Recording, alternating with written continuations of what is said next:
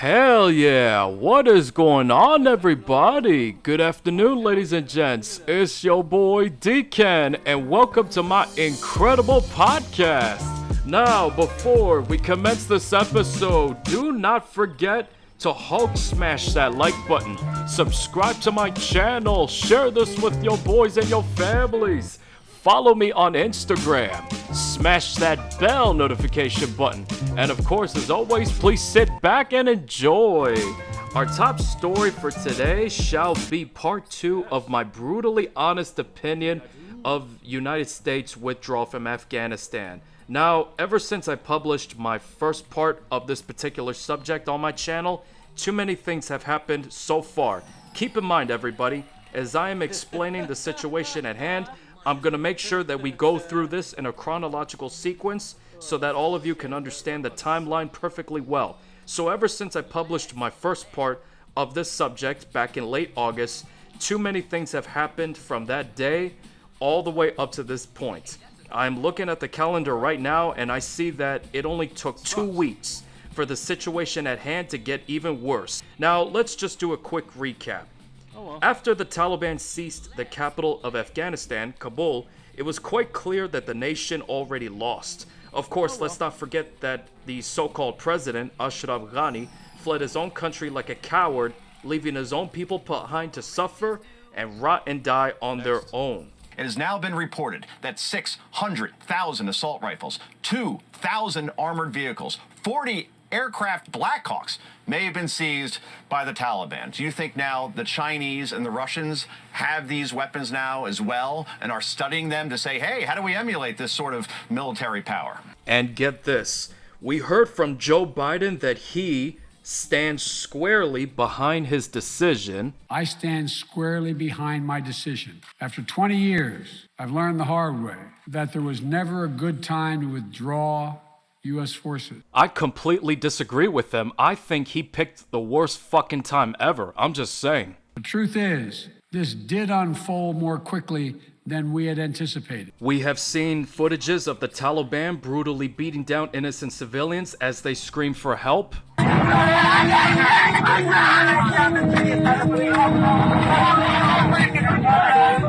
Personally, I think Sean Hannity did a good job tearing our so-called commander-in-chief a new asshole for his unsatisfactory performance as our president. Any Americans, any of our allied partners that are inside Afghanistan will be marked for dead, subjugated to the will of the terrorists, and your commander-in-chief has now humiliated this entire country and is being bullied into submission by the terrorists, the Taliban. Now, this next part of this clip that you're about to see is what I consider to be highly disturbing. Check this out.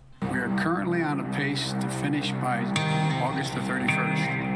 The sooner we can finish, the better. I can tell you there's no way we can humanly get all of our American citizens and Afghan partners out of country by that time. When future American soldiers have to go back in to deal with the problem and deal with the incompetence of this administration, how many are going to die? Either he's senile or he's in denial. He will have blood on his hands. Well, not only will our commander-in-chief will have blood on his hands, he just made more enemies than ever before because of the simple fact that he chose to leave our allies behind and some of our own people behind. Those people will form new factions and they will attack us one day. Trust me and believe me when I say this, we will have another 9/11 because of the Biden administration who chose to leave Americans and our allies behind enemy lines. He has no idea how many Americans or how many of our allies are still trapped in Kabul, controlled by the Taliban. So today, the U.S. Embassy in Kabul issued an alert. It was later deleted about 30 minutes later, calling on all Americans to leave Afghanistan or they are on their own. They are on their own. They are on their own. Mind you, folks, this is the United States government saying this to all of our fellow citizens and our allies over there that are stuck in Kabul, and they're trying to fight their way through to get to the airport. Of course, let's not forget that back on July 1st of this year, Joe Biden chose to abandon the Bagram Air Base while he withdrew all of our personnel from that base. Now, the Taliban has complete control of that base. We even had one of our enemies take a selfie while he was inside of that fucking base. And that occurred after Biden chose to abandon that base, and he simply let the enemy roll right up in the front fucking gates, and he let them walk right in and capture that base. Do any of you know what we could have done? We could have used that base, have all of the innocent civilians go to that base while protecting the perimeters, fly all sorts of aircrafts down there to the base to pick up everybody in plain sight, and shoot down every single insurgent that would intend to attack us. Once every civilian would get picked up and fly back to the States, then our troopers would be lifted in another aircraft and then fly back to the States. And make sure you bring every piece of equipment back with you instead of leaving it back there for the Taliban to fucking pick up. If you have trouble bringing back pieces of equipment, just send as many ships as you can over to Karachi, Pakistan. Then send all of our troopers over to Karachi with all of the equipment that we have over there, pack up all of our tools in our ships, and then extract all of our personnel from there. That's how you execute a proper extraction. That's how you do that. But no, Joe Biden thought that the Taliban would grant our troopers and our allies and our fellow Americans safe passage to the airport in Kabul. Do I need to remind you that the Taliban, Al-Qaeda, and ISIS are the same factions that killed a lot of our people within the past 2 decades? It turns out that it was not a surprise when the Taliban came in and started to beat down innocent civilians into submission as they tried to flee to the airport in order to get on to the next flight and get the fuck out of the country. During that, an incident broke out in the vicinity of the airport. The enemy successfully took down 13 of our service members while injuring many other civilians in that incident. After 2 explosions at the airport in Kabul, Afghanistan. Disturbing images of people crying for help outside Kabul's airport in the aftermath of at least 2 confirmed blasts. An attack by a group known as ISIS-K took the lives of American service members standing guard at the airport. I don't know about any of you, but I'm looking at our president and he doesn't seem to think that this is a big deal. He doesn't seem to be bothered by this at all. Let me ask all of you a question. How many more of our service members will die due to the incompetence of this administration? Just like many of you, I hope that our so-called president gets court-martialed and impeached ASAP. One explosion took place at a hotel near the airport. Another at the Abbey Gate entrance, where Afghans have gathered for the last 2 weeks, desperate to escape the Taliban-controlled nation. Those who carried out this attack, as well as anyone who wishes America harm, know this: we will not forgive. We will not forget. We will hunt you down and make you pay. No, you won't. Look how this guy handled the situation at the airport in Kabul. You are responsible for the following things. You are responsible for the 13 service members that got killed in action. You're responsible for all of the civilian casualties. You're responsible for going on vacation while our men and women are stuck in Kabul trying to extract all of our allies and all of our fellow Americans. You are responsible for the deaths of our allies that worked alongside with us. You must be held accountable for your fuck-ups. Plain and fucking simple. It comes as we've also learned the extent of deaths. Officials say at least 169 Afghans were killed in what officials now say was only 1 explosion, not 2. At least 180 were hurt, and of course, we remember the 13 U.S. service members also killed, most of them Marines. So one source tells us that there were 2 explosions, but then another source comes forward and is now saying that there was only 1 explosion, not 2. This is one reason why I hate the fucking media, because a lot of y'all failed to bring forth accurate information. By the way, in regards to the Biden administration, even Fox News commentator Laura Ingraham was not having any of this. The fact is, President Biden and his hand-picked military leaders have failed the American people. They failed to bring and build an Afghan army to withstand the Taliban. They failed to organize a withdrawal that didn't devolve into total chaos. I will say this, if our president's so-called leaders will not do their jobs correctly, then there will be no trust or respect in between the top ranks and the junior ranks. By the way, this gets even worse. As far as we know, hundreds of Americans still remain in Afghanistan. How many more men and women in uniform might die because Blinken, Milley, and the rest have no idea what they're doing? Like I said in the previous part of this subject, so much for no man left behind. Or should I say, so much for no American left behind. This just proves that we cannot trust or respect our current commander-in-chief. To you, Joe Biden, I shall say this. Many people have already demanded that you resign on the spot. If you want to salvage what little honor you have left and what little decency you have left, submit your fucking resignation right now, because you are a fucking politician. People like you do not care about our nation's troops. You will never be as good as Trump.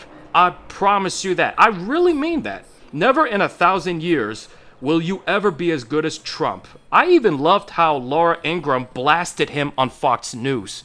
These young men and women joined the military to serve and protect their country. But now they're forced to serve under leaders who couldn't run a school crosswalk. It is quite impossible for me to agree more. Matter of fact, I have a message to all of you that intend to join the military, and I want all of you to pass down this message to all of your buddies that also plan to join the military. For those of you that want to enlist, listen to me right now. If I were you, I would wait until Biden's presidency comes to an end, because you don't know what can happen to you when you are in deployment. Think about it. Think about what just happened so far. What if another incident like the one back in Kabul happens again? You get stuck in a situation very similar, if not identical, to that incident that occurred back in the airport in Kabul, and you get killed because our commander-in-chief failed to accomplish the mission he created in the first place. Before I forget, I'm going to say this.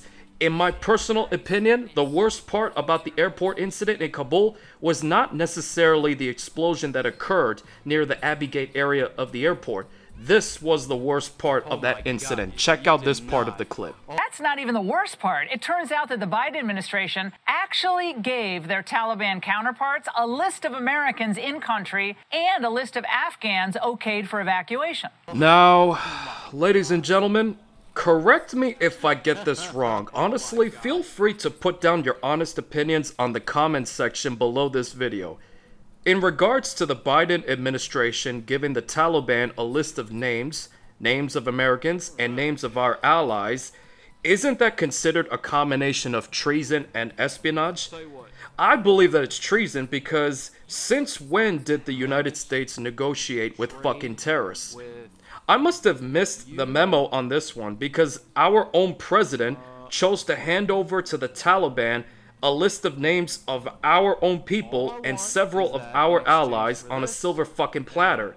The very fact that he chose to give the enemy a list of names of Americans and our allies, isn't that considered espionage? Or better yet, this does raise another question. Since he chose to hand to the Taliban names of Americans and our allies, why isn't the commander-in-chief under investigation for that? Why isn't he being investigated for how he handled the situation in the airport in Kabul? Given the circumstances of these situations, I think that Congress should put this man under a microscope, because we all know for a fact that he cannot be trusted with the security of our nation. If he and his hand-picked military leaders cannot do their jobs properly, why in the fuck should we trust them at all? Why the fuck should we respect them? Like, I will say this. All of this is happening because we let it happen. The cold hard truth is that we're not taking any action at all to fix this. The Biden administration are choosing not to do shit to fix what they did wrong. And the White House's press secretary, Jen Psaki, literally agrees with all of the president's decision. Along with this, let me show you another footage that I find to be deeply disturbing. Check this out. It's the Taliban mocking America. This photo of Taliban fighters hoisting their flag copies the iconic image of U.S. Marines raising Old Glory on Iwo Jima in World War II. Now, I'll give all of you some quick history about the Battle of Iwo Jima. So the battle started back in February 19th of 1945, and it ended back in March 26th of 1945. That specific battle was 5 weeks long, and it was considered one of the bloodiest battles that ever took place in World War II. Approximately 7,000 Marines were killed, and and about 21,000 Japanese soldiers were killed in action. When this battle hit the papers, it immediately became a symbol of our fighting spirit. Then, in 1954, the Marine Corps constructed the Marine Corps War Memorial, which is also known as the Iwo Jima Memorial. Now, this memorial is located near the Arlington National Cemetery in Virginia, and it was made to honor all of those who fought in that battle. Now, ladies and gents, I hope all of you can understand why we are all furious with our president. Every single veteran that served for this country, everybody that is currently serving both in the reserves and in active duty, I know for a cold hard fact that they are all infuriated with our commander-in-chief because deep down, they know that Joe Biden is beyond incompetent. Like I said not too long ago, what he did should be considered espionage and treason, and for that, he must be court-martialed and impeached as soon as humanly possible. I hope all of you can understand what he's doing. Metaphorically speaking, Joe Biden is literally pulling down our pants so that the whole world can humiliate us on plain sight.